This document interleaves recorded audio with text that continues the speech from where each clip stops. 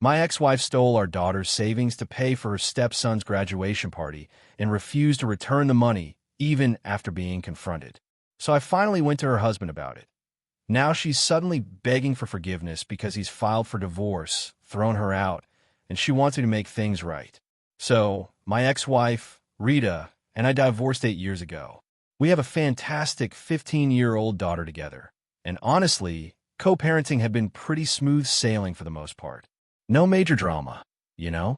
But recently, Rita pulled a stunt that made me seriously question if she should even have custody anymore. And to top it off, she's now getting divorced from her new husband. And guess who she's trying to blame for that? Me. Unbelievable. She got remarried about 2 years ago to a guy named Adrian, after they'd been together for 3. I hadn't met him many times, really just a quick handshake at their wedding, but from what my daughter told me, he seemed like a decent guy. The problem, though, was Adrian's son, Derek. He's 3 years older than my daughter, and according to her, he's pretty arrogant, even a bit of a bully sometimes. They just don't get along, so she mostly steered clear of him. Even Rita knew this, which is why what she did next felt like an especially cruel betrayal. She stole from our daughter's savings to throw Derek a high school graduation party. You see, Derek had barely scraped by in high school. His dad, Adrian, was anything but happy about it. His grades were so bad, his chances of getting into any halfway decent college were next to zero. Derek, apparently, couldn't have cared less. His counselor had warned him repeatedly, but he just blew it off. Now, he and Adrian were on terrible terms. Adrian, understandably, refused to celebrate his son's graduation, feeling Derek hadn't earned it. I mean, Adrian had been raising him his whole life. He knew his son, but Rita? She'd only known Derek for a couple of years, yet she decided she had to throw this party for him. The kicker? She couldn't ask Adrian for money. He'd instantly find out what she was up to, and he'd be furious. So, she did the unthinkable. She stole from our daughter. My daughter has a joint account with us, with her own debit card. Both Rita and I occasionally put money in there for her future. But my daughter, she's been working a part-time job since last year, meticulously saving every single penny. Her dream? A nice car for her 18th birthday. And with a little help from us, she was absolutely on track to make it happen. Rita knew all of this. That's what makes this so infuriating, so incredibly cold. A couple of days before the party, while our daughter was napping, Rita took her card without a single word. She blew almost $3,000 on party expenses. $3,000, just like that. My daughter's account, which had been brimming with her hard-earned money and thoughtful gift contributions, was left with a measly $200. It was a gut punch. My daughter had worked so hard for that money. It was hers. Rita had no right. Naturally, my daughter was devastated. It didn't take her long to figure out what her mom had done. The very next day, she confronted Rita. This was a day before the party, mind you. And Rita? She just waved it off, telling our daughter to cut out the drama. The party was happening whether she liked it or not, Rita said, adding that all of our daughter's money was because of us anyway, so none of it was truly hers. That was a flat-out lie. Our daughter had earned that money. Then Rita tried to manipulate her, saying this money was going toward her brother's party and she should be happy about it because, after all, she'd be at the party too. She even tried to make Derek sound like the real victim because his own father wouldn't throw him a party. Rita just wanted to do something nice for her stepson, and my daughter should be happy to make sacrifices for family. It was all a bunch of sickening, transparent nonsense. Rita was reaching hard, trying to downplay the seriousness of what she'd just done. But my daughter, thank God, didn't fall for it. Even though it was Rita's turn to have her, she packed a bag and came straight to my house. She's been here ever since, refusing to go back, feeling completely and utterly betrayed. All she wants is her money back. And so do I. I spent days trying to reason with Rita. The party was over, but she kept insisting the money wasn't really our daughter's, so she shouldn't make a fuss. She flat out refused to return it. I called her out, told her she was being stingy. Rita has a good job. She could have easily afforded that party herself. Her excuse? She was saving up for our daughter's college, so she wouldn't have to work her way through it like we did. She actually tried to make it sound like her theft wasn't that bad, that she was planning to make up for it somehow. The logic was completely baffling, and honestly, I wasn't buying any of her baloney. Not for a second. We fought constantly. I told her I wanted the money back by hook or by crook, but she just dug her heels in, making endless, ridiculous excuses. It was incredibly frustrating. So, with no other option left, I did what I had to do. I contacted Adrian. It was obvious talking to Rita was getting me nowhere. She was never going to return the money. And since the money had technically been spent on Derek and his party, I figured his dad was the next logical step. I didn't have Adrian's number, so I sent him a Facebook message. I apologized profusely for reaching out like this, but explained the entire shameful situation, telling him how upset my daughter was and how fundamentally unfair it all was. I ended by saying it would be great if he could convince Rita to pay back the money, or perhaps make arrangements himself. I tried to be as polite as possible, and within hours, he replied. Adrian was mortified. He apologized for the entire situation, saying he had absolutely no idea this was how Rita had funded the party. He offered to send the money immediately. I gave him my details, and sure enough, the transfer came through right away. Finally, a solution. My daughter and I were both so relieved. But our daughter was still incredibly upset with Rita, and so was I. We agreed we wouldn't speak to her until she genuinely apologized. I hardly think that's likely to happen now, because the very next morning, Rita showed up at my house, absolutely screaming at both of us, accusing us of ruining her marriage. Apparently, after I messaged Adrian the previous evening, he came home from work and all hell broke loose. He had already been furious that Rita threw Derek a party against his wishes, believing his son didn't deserve one given his grades and behavior.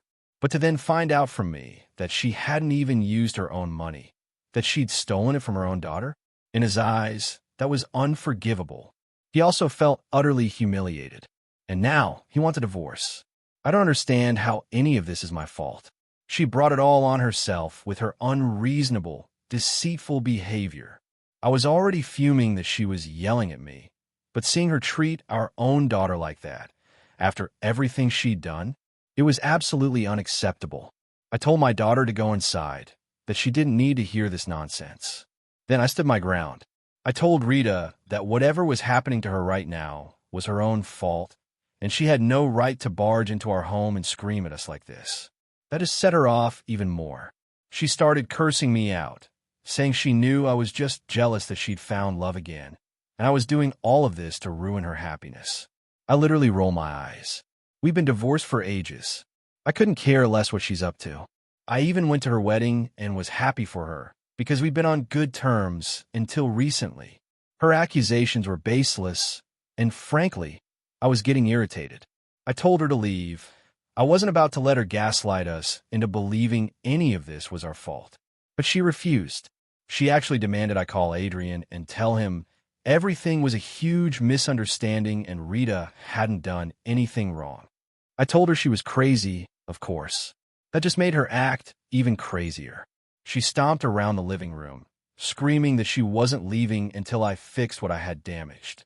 She was cursing relentlessly, just acting like a total psycho, to be honest. I started to feel genuinely uncomfortable.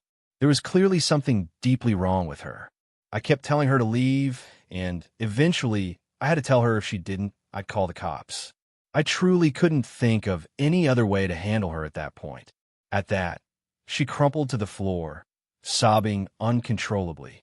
She wailed that this was all my fault, and now I was threatening her with the police, as if she was the bad guy.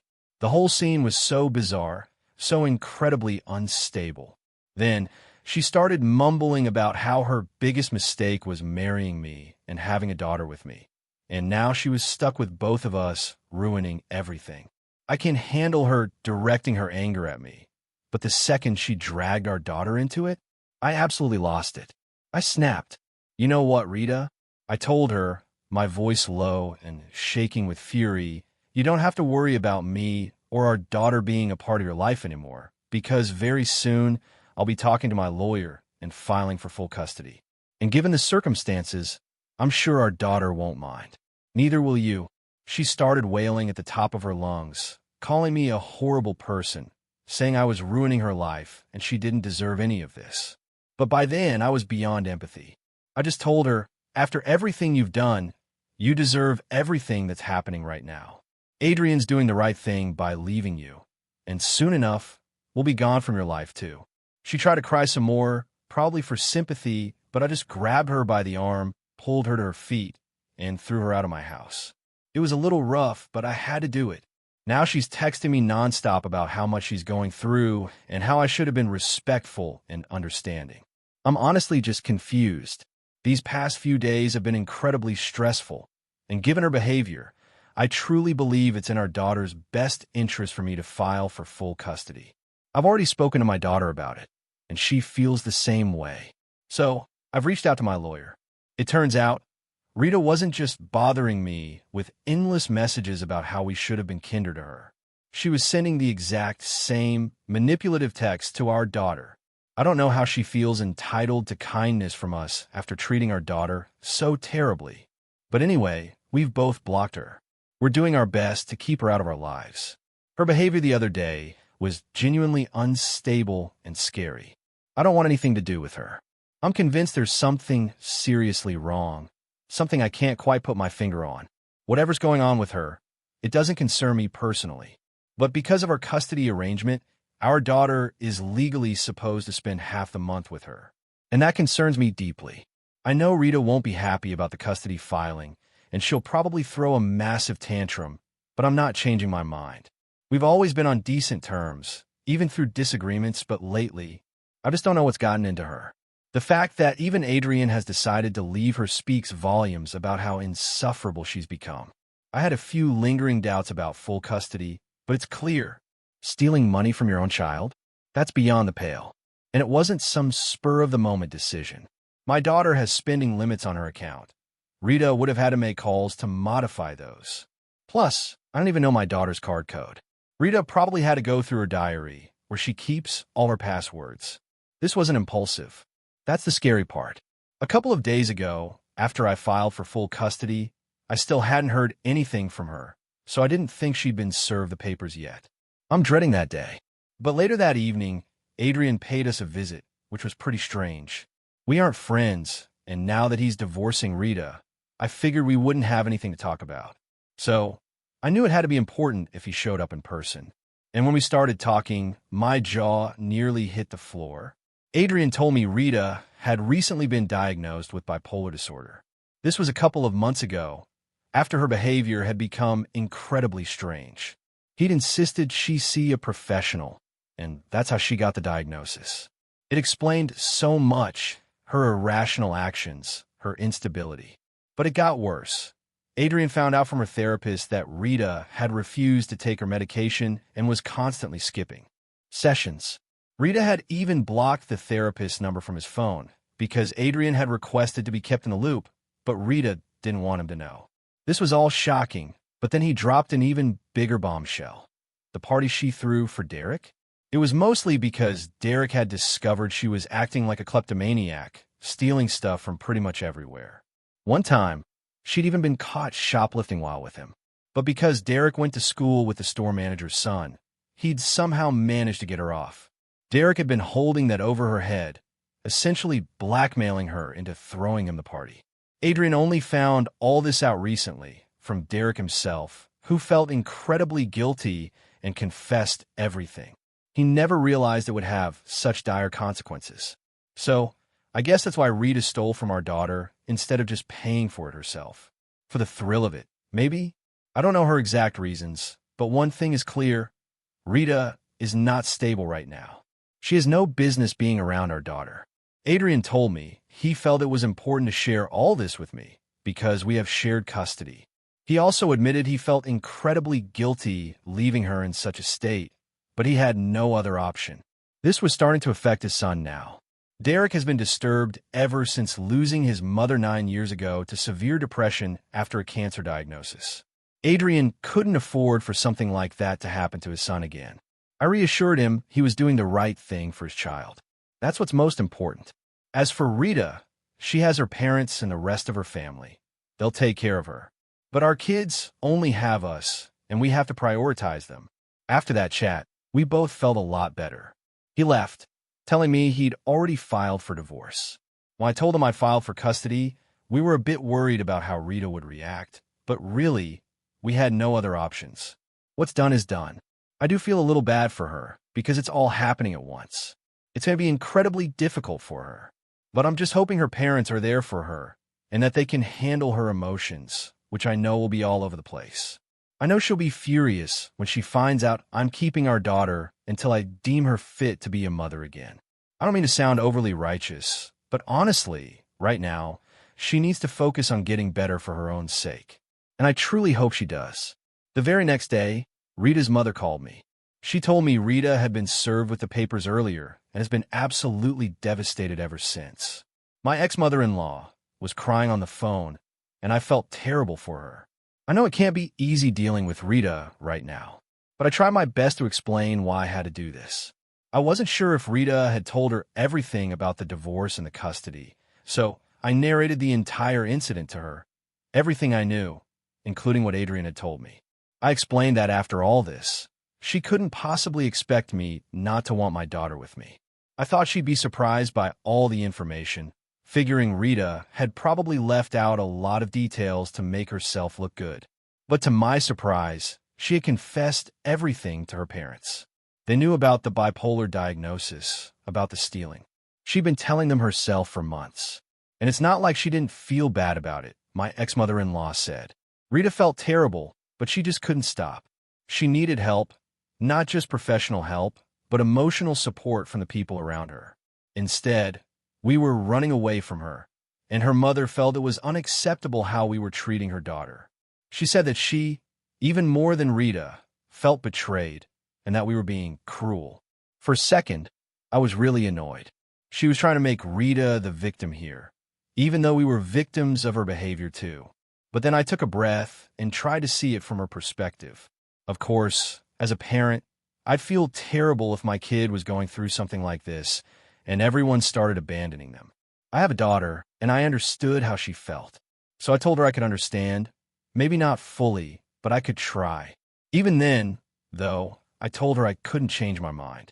I said that I was sure that, even if she were in my place, she wouldn't change her mind either, and would look out for her daughter, just like I was doing now. That seemed to make her think. She didn't say anything else, just abruptly hung up the phone.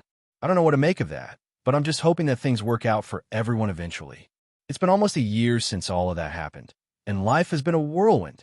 Rita ended up getting divorced, and even though she put up a good fight, she lost custody of her daughter because my daughter made it clear she wanted to stay with me. But I'm happy to say we didn't end things on a bitter note. After she lost custody, Rita actually apologized to me and to our daughter. She promised us she would truly try to get better for our daughter's sake. It was a really emotional moment. We promised to keep in touch because a couple of weeks later, she told us she was leaving the city, moving out of state to start fresh and leave everything behind. Maybe this distance is what she needed. She promised us she would be regularly attending therapy and taking her medication, and from what we hear, she really is. We've been in touch for the past few months since she moved away. She's even been trying to make it up to our daughter by sending her handmade gifts every other weekend. It's a new hobby for Rita, and it's actually really sweet. It's good for both of them. A lot has changed for me, too. A couple of months ago, I met a wonderful woman at work, and things are going incredibly well. She also has a daughter, a couple of years younger than mine, and they've already become the best of friends. Even though we've only been together for about 7 months, my girlfriend and I have a really strong connection. And I'm actually planning on getting married in a year or two. We've decided to move in together by the end of the year, and I'm genuinely excited about the future. I'm content with life right now. Everything's falling into place. My personal life is great, and most importantly, my daughter is doing well. Hopefully, one day, she'll be able to fully reconcile with her mother. I hope that day comes soon. But for now, everything is great, and that's all I have to say. Thank you guys so much for all the lovely, supportive comments and messages I received throughout this whole ordeal. And if you're still reading this, thank you for checking up on us. It truly means a lot. Now, I'm curious, what would you have done in my place when your ex-wife was screaming at your door like that? Have you ever faced a situation where someone blamed you for their own downfall? Tell me what you think. I really want to know.